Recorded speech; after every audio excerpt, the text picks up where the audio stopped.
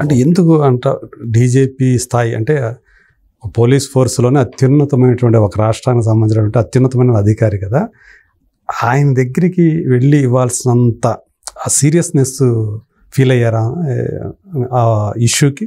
Sir ఒకసారి అంటే ఏ ఇష్యూకి?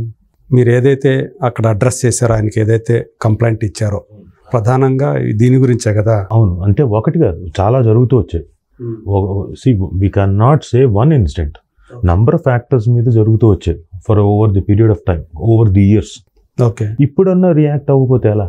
మొన్న ఒక ఇన్సిడెంట్ జరిగింది, అది చిన్నపిల్లని పట్టుకొని హేళన చేసి, సో సాయి ధరమ్ తేజ్ కానీ మనోజ్ కానీ ఇద్దరు ట్యాగ్ చేశారు సీఎం గారిని. సో సీఎం గారు రెస్పాండ్ అయ్యారు. So we thought it was an right time, ఇంకా మన వైపు నుంచి కూడా రిప్రజెంట్ చేస్తే ఇంకా ఫాస్ట్గా అవుతుందని.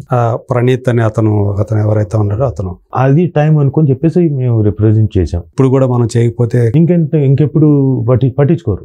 ఇప్పుడు ఆ ఒక్క ఇన్సిడెంట్ని పట్టించుకుంటారు తప్ప ఈ ఇన్సిడెంట్ని ఎవరు పట్టించుకోరు. సో మా రిప్రజెంటేషన్ కూడా బాగుంటుంది ఇస్తే, ఎందుకంటే చాలా మంది పబ్లిక్ ఫిగర్స్, ఇప్పుడు యాక్టర్స్ మీద పొలిటీషియన్స్ మీద ఎక్కువ ఉంటుంది కదా.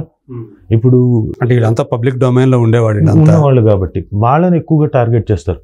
So society somewhere we thought, అరే మరీ దారుణంగా అయిపోతుంది, పిల్లల మీద ఏవో తండ్రి పిల్లలు కూతురు అట్లాంటి దాని మీద రిలేషన్షిప్ల మీదకి వెళ్ళిపోతున్నారు, చాలా అసహ్యంగా జుగుప్సాకరంగా సరదా అసలు మాట్లాడుకోవడమే దారుణం కదా అట్లా మాట్లాడుకోవడం అనేది. సో అవన్నీ ఆలోచించి రెస్పాన్సిబుల్గానే ఫీల్ అయ్యి, మేము రెస్పాన్సిబుల్గా ఫీల్ అయ్యి, మా అసోసియేషన్కి రెస్పాన్సిబుల్గా ఫీల్ అయ్యి వెళ్ళి రిప్రజెంటేషన్ ఇచ్చాం. ఓకే, సో దీన్ని ఆయన కూడా సీరియస్గా తీసుకున్నారా? తీసుకున్నాడు. ఓకే, సీరియస్గా తీసుకొని ఉన్న 5-10 నిమిషాల్లో వెంటనే was writing copy to commissioner గారికి కలమని కాపీ పంపించారు. ప్రాబబ్లీ త్వరలో కోఆర్డినేషన్ కమిటీ, ఎందుకంటే ఇది ఒక రోజులో సమస్య కాదు.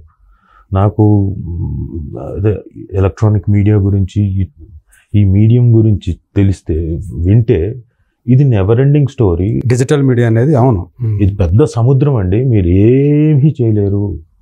మీరు ఎక్కడ ఉన్నారు అసలు, ఈ సర్వర్లు ఎక్కడ ఉంటాయో కూడా మనకి అసలు పట్టుకోలేని పరిస్థితి, ఏమీ చేయలేరండి. మీరు ఈ రోజున 10 గనక స్ట్రైక్ చేస్తే రేపు పొద్దున 100 పుట్టుకొస్తాయి. అంటే సరే 100 పుట్టుకు రావచ్చు కరెక్టే, కానీ ఎక్కడో చోట మొదలు పెడితే మిగతా వాళ్ళు కనీసం ఒక కన్సైన్స్, వాళ్ళకు ఒక కన్సైన్స్ ఏర్పడుతుంది కదా. అవును, రేపు మనం కూడా ఇది పద్ధతి కాదేమో, మనం చేసింది కూడా తప్పేమో, ఇలాంటివి చేయకూడదేమో అన్న చిన్న కన్సైన్స్ ఏర్పడుతుందన్న ఉద్దేశం. అండ్ అందులో ఆ రోజే మేము రిక్వెస్ట్ చేసాం కూడా, ఏదో సీరియస్గా ఒక వార్నింగ్ ఇవ్వడం కాదు సార్, మీరు ఎవరైనా ఉంటే దయచేసి అలాంటిది ఏదైనా ఉంటే పెట్టుంటే తీసేయండి, కనపడకుండా తీసేయండి, గొడవ ఇక్కడతో సమసిపోతుంది. లేదు మేము ఇలాగే ఇంకోటి కమెంట్ చేస్తాము, మీరెవరు అంటే ఎలాగో వినతి పత్రం ఇచ్చాం కాబట్టి అవి సీరియస్ యాక్షన్స్కి వెళ్తాయి అని చెప్పాం. అదే, సో మీరు అన్నట్టు యూట్యూబ్ ఛానల్స్ అనేవి చెప్పాలంటే పుట్టగొడుగుల్లో పుట్టుకొచ్చినవి కొన్ని ఉన్నాయి, ఏది ట్రోలింగ్స్ మీద ఆధారపడి నడిచేవి. నేను అంటాను అందరి మీద కాగుతాయి కదా. ఇప్పుడు మీరు పెట్టింది కూడా ఎవరైతే అభ్యంతరకరంగా ట్రోల్ చేస్తున్నారో, మా ఫోటో మార్ఫింగ్ చేసి, ఇమేజెస్ మార్ఫింగ్ చేసి వాళ్ళ కంటెంట్కి అవి వాడుకుంటున్నారు, అదే ఆడవాళ్ళకి ఎక్కువైంది. అవును, మగవాళ్ళకి కూడా ఏం తక్కువ లేదు, వాళ్ళకే ఎక్కువైంది.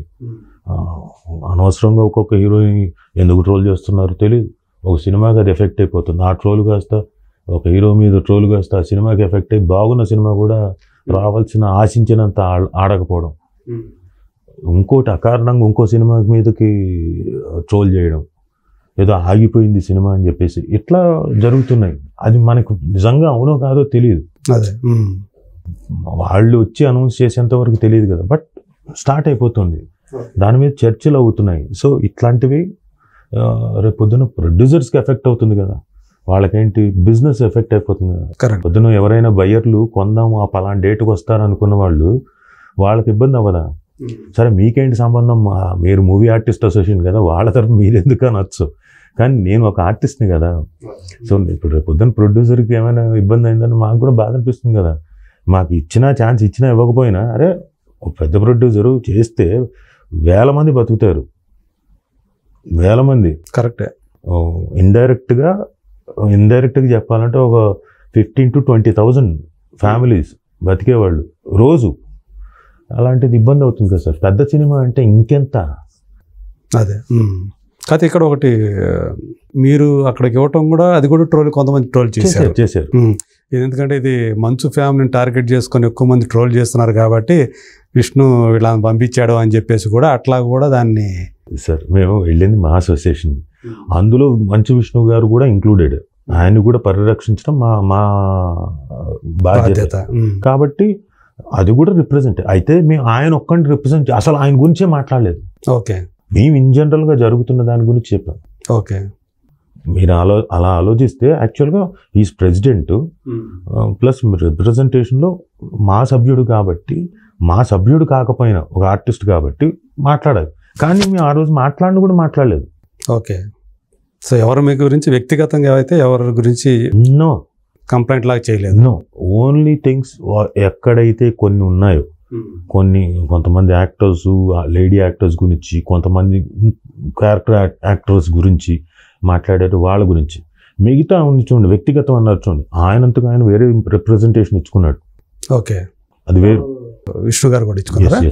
ఓకే, ఇక్కడ మళ్ళీ ఏంటంటే ఈ యాక్టర్ల మీద ఏది మీమ్లు చేయాలన్నా మళ్ళీ ఏ బ్రహ్మానందం గారిని ఉపయోగించుకోవటం ఎక్కువగా ఆయనే కదా. ఆయన విష్ణు కూడా ఆ విషయం చెప్పారు, బ్రహ్మానందం గారు నాతో బాధపడ్డారు ఇట్లా చెప్పుకొని ఇలా జరుగుతుందని చెప్పేసి. ఆయన ఒక మేమర్స్కి ఒక కొంగు బంగారం లాంటి వ్యక్తి అయిపోయాడు ఆయన. ఆయన సినిమాల్లో ఎంత హాస్య బ్రహ్మ, ఎంత సూపర్ అంతకు రెండింతలు మేమ్స్ మీద వచ్చింది ఆయన. మేమ్స్, అవును. సో వ్యక్తిగతంగా మీరు కూడా ఎప్పుడో ఒక సందర్భంలో ఈ ట్రోలింగ్కి గురైన వాళ్ళే కదా. మిమ్మల్ని అట్లా బాధ పెట్టింది ఎప్పుడన్నా ఉందా బాగా మిమ్మల్ని? నా మ్యారేజ్ గురించి అన్నప్పుడు, డివోర్స్ అన్న దాని మీద ఆస్పెక్ట్ వచ్చినప్పుడు కొంత బాధ అనిపించేది. అంటే మరీ ఎక్కువ కాదు. ఇదేంటిది ఒకళ్ళు బట్టి ఇంకోళ్ళు బట్టి అసలు ఏం తెలియకుండా ఇంకోళ్ళు రాజేస్తున్నారు ఏంటి. సరే మనం మాట్లాడితే మళ్ళీ ఇబ్బంది అవుతుందిలే అనుకొని మాట్లాడలేదు ఆ టైంలో. ఓకే, తర్వాత ఇంకా ఏదో ఆస్పెక్ట్స్లో డాటర్ గురించి మాట్లాడినప్పుడు కొంచెం బాధ అనిపించింది. ఏం సంబంధం లేదు, ఇండస్ట్రీకి సంబంధం లేదు, ఇంకోటి సంబంధం, యాక్టర్స్ కాదు, పబ్లిక్ డొమైన్లో లేదు, ఇంకోటి కాదు. రాయడం ఏంటి తప్పు కదా, కమెంట్ చేయడం ఏంటి తప్పు కదా. అదే ఏదో అంటే కలర్ గురించో దేని గురించి చేసినట్టు అట్లా ఈ రోజుల్లో కూడా అంత దాని గురించి మాట్లాడే కలర్ డిస్క్రిమినేషన్ అంటూ తీసుకొచ్చేసి ఇది అంతా నిజంగానే మనం ఎక్కడికి వెళ్తున్నాం అన్నట్టుగానే. ఎక్కడికి వెళ్ళడం ఏంటి, వెనక్కి వెళ్తున్నాం. ఓ పక్క సైన్స్, ఈ టెక్నాలజీ ఇది ముందుకెళ్తూ ఉంటే టెక్నాలజీ పరంగా, భావాల పరంగా మనుషులు ఎంత వెళ్తున్నాం. సైన్స్ ఇంకోటి అవన్నీ పక్కన పెట్టండి సార్, సంస్కారం సార్, సంస్కారం. ఇది మీరు సైన్స్, మీరు కారులో వెళ్తారు, ఆ తర్వాత ఇంకోటి పెడితే రాకెట్లో వెళ్తారు, ఇవన్నీ ఓకే. దీనికి దానికి మిషన్ లాగా ఫిక్స్ చేస్తే అది వెళ్తుంది. దాన్ని మీరు రూడ్గా బిహేవ్ చేయొచ్చు, ఇంకోటి చేయొచ్చు. బట్ మనిషి మీకు ఒక సంస్కారం ఉంటుంది. మీరు ఒక ఫ్యామిలీ, మీరు ఒక పుట్టుక, మీరు ఒక సొసైటీ. ఈ సొసైటీలో పెరిగిన వాళ్ళకు ఒక సంస్కారం ఉంటుంది. అది మర్చిపోతే ఎలా? అదే నేను అంటుంది. అంటే టెక్నాలజీ పరంగా ముందుకు వెళ్తుంటే సంస్కార పరంగా వెనక్కి వెళ్తున్నాం.